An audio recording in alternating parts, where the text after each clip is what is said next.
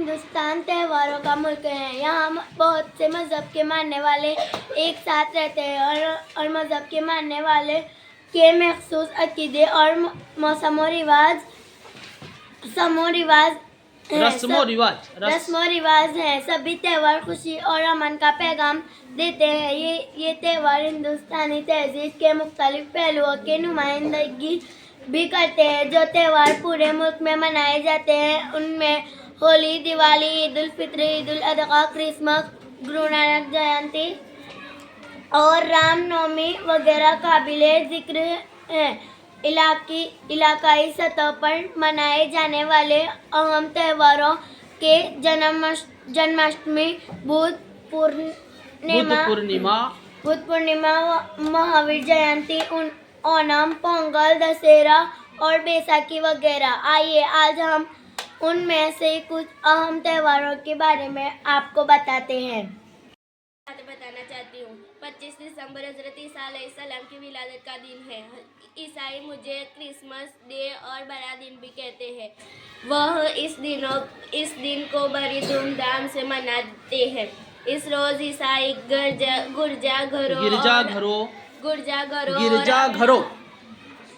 गिरजाघरों और अपने घरों में रोशनी का खास एहतमाम करते हैं। रात को लोग ईसा मसीह की अज़मत और अकीदत के गीत गाते हैं। इस दिनों कलीसियाओं में खास इबादत की जाती है। खुशहाल लोग गरीबों को तोहफा देते हैं। जगह जगह क्रिसमस मेले लगते हैं जिसमें बच्चों के लिए खाने पीने की बहुत सी चीज़ें मिलती है। इस दिन घरों में क्रिसमस का पेड़ भी रोशनियों से सजाया जाता है। क्रिसमस की खुशी अकीदतमंदों की इजहार अकीदत और गरीबों की मदद का त्यौहार है। बताना चाहती हूँ मैं फूलों का त्यौहार हूँ।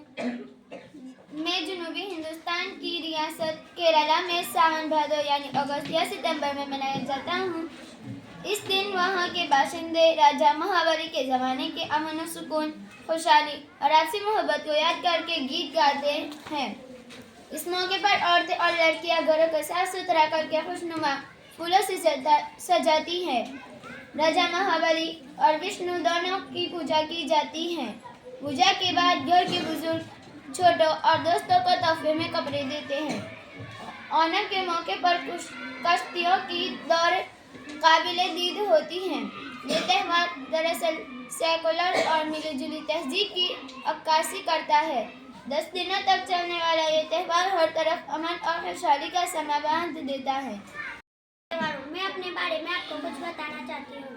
पोंगल तमिलनाडु का खास त्यौहार है। ये तमिल महीने थाई यानी जनवरी-फरवरी में मनाया जाता है। तमिलनाडु और केरला में उसे पोंगल और कर्नाटक में संक्रांति कहते हैं। पोंगल का लफ्जी मतलब है चावल की खीर, जो उस मौके पर गरीबों को खिलाई जाती है। पोंगल दरअसल नई फसल के कटने से पैदा होने वाली खुशी, बेफिक्री और मुसर्रत के इजहार का त्यौहार है। ये 3 दिन तक मनाया जाता है। पहला दिन भोगी पोंगल कहलाता है। उस दिन घरों की सफाई करके बेकार और पुरानी चीज को जला दिया जाता है। दूसरा दिन सूर्या पोंगल है। उस दिन सूरज की इबादत की जाती है। त्यौहार का तीसरा दिन मुट्टू पोंगल है।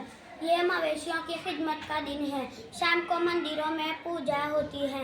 बाद में बैलगाड़ियों की दौड़ होती है। इस दिन पतंगबाजी भी होती है और शिकार भी खेला जाता है। ईद उल फित्र हूँ। मैं तुम सबको एक चीज़ बताना चाहती हूँ। मैं मुसलमानों का सबसे बड़ा त्यौहार हूँ। मैं रमज़ान का महीना ख़त्म होने की खुशी में मनाया जाता है। जब रमज़ान की आखिरी तारीख को नया चांद दिखाई देता है तो अगले दिन बड़ी धूमधाम से ईद मनाई जाती है। ईद के दिन नमाज अदा करने से पहले एक मुकर्ररा रकम, जिसे फित्र कहते हैं, गरीबों में तकसीम की जाती है। इसीलिए इस ईद को ईद उल फित्र कहते हैं। ईद की सुबह को मुसलमान नए कपड़े पहनते हैं और अत्तर लगाते हैं। ईदगाह और दूसरी बड़ी मस्जिदों में जाकर ईद की नमाज अदा करते हैं। नमाज के बाद एक दूसरे को ईद की मुबारकबाद देते हैं।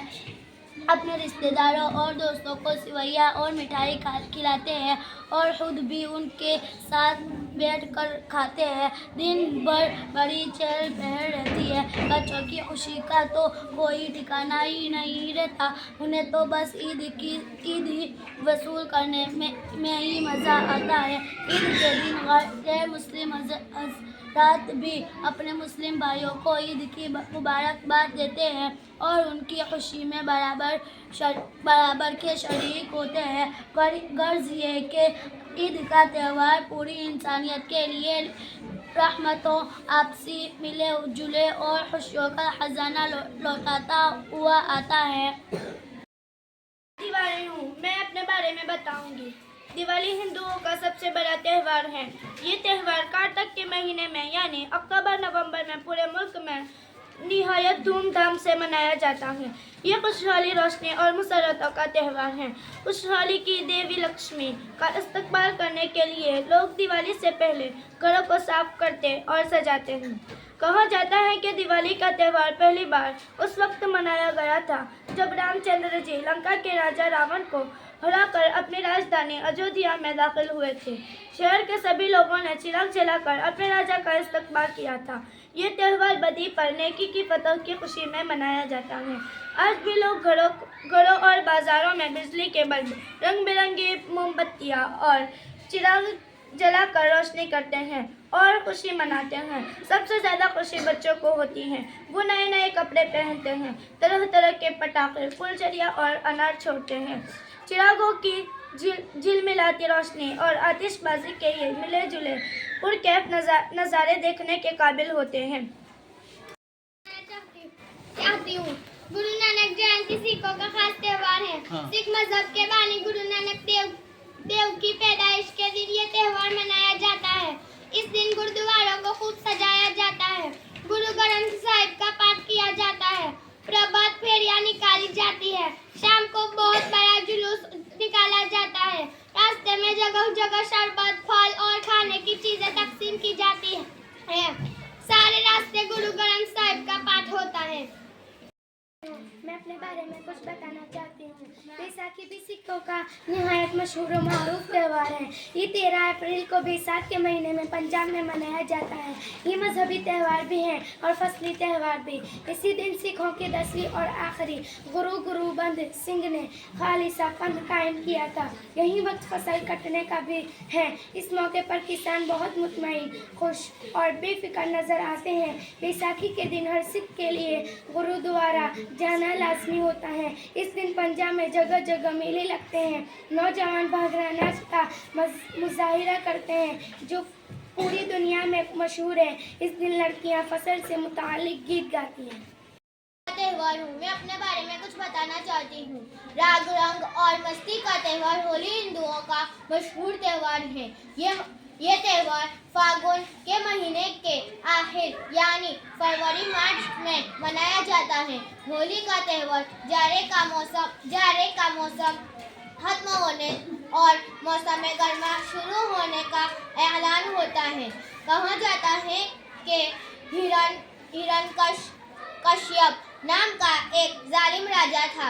उसने अपने बेटे प्रहलाद को जलाने की कोशिश की, लेकिन विष्णु जी की मेहरबानी से वो बच गया। उस कोशिश में प्रहलाद की बुआ होलिका जल कर खत्म हो गई। इसी दिन की याद में होली मनाई जाती है। होली से पहले लकड़ियाँ इकट्ठा करके एक खुली जगह पर अंबार की शक्ल में लगा दी जाती है। रात को मुहूर्त देखकर होली जलाई जाती है। अगले दिन रंग खेला जाता है जो आमतौर पर दोपहर तक चलता है। होली का त्यौहार खास तौर पर नौजवानों और बच्चों के लिए आज़ादी और खुशियाँ लेकर आता है। उस दिन लोग नफरत और नाराजगी को भुलाकर रंग खेलते और आपस में गले मिलते हैं। कुछ बताना चाहती हूँ। ईद उल फित्र की तरह मैं भी मुसलमानों का एक मुकद्दस त्यौहार है। ये ज़िलक़अदा की 10वीं तारीख को मनाया जाता है। इसे बकरा ईद और ईद कुर्बा भी कहते हैं। खुदा ने पैगंबर हज़रत इब्राहीम अलैहिस्सलाम को बशारत दी कि अगर तुम मुझसे सच्ची अकीदत रखते हो तो मेरे नाम पर अपने बेटे को कुर्बान कर दो। हज़रत इब्राहीम अलैहिस्सलाम फ़ौरन हज़रत इस्माईल अलैहिस्सलाम को अल्लाह की राह में कुर्बान करने के लिए तैयार हो गए। गले पर जैसे ही छुरी फेरी के अल्लाह के हुक्म से हज़रत इस्माईल अलैहिस्सलाम की जगह एक दुम्बा आ गया। इसी कुर्बानी की याद में बकरा ईद मनाई जाती है। ईद की तरह इस दिन भी मुसलमान नए नए कपड़े पहनते हैं, ईदगाह जाकर ईद की नमाज पढ़ते हैं और एक दूसरे को मुबारकबाद देते हैं। घर वापस आकर कुर्बानी करते हैं। गरीबों और रिश्तेदारों में कुर्बानी का गोश्त तकसीम करते हैं। इस रोज़ हर तरफ खुशी का समा होता है। इन्हीं दिनों में मक्का मुअज़्ज़मा में हज अदा किया जाता है।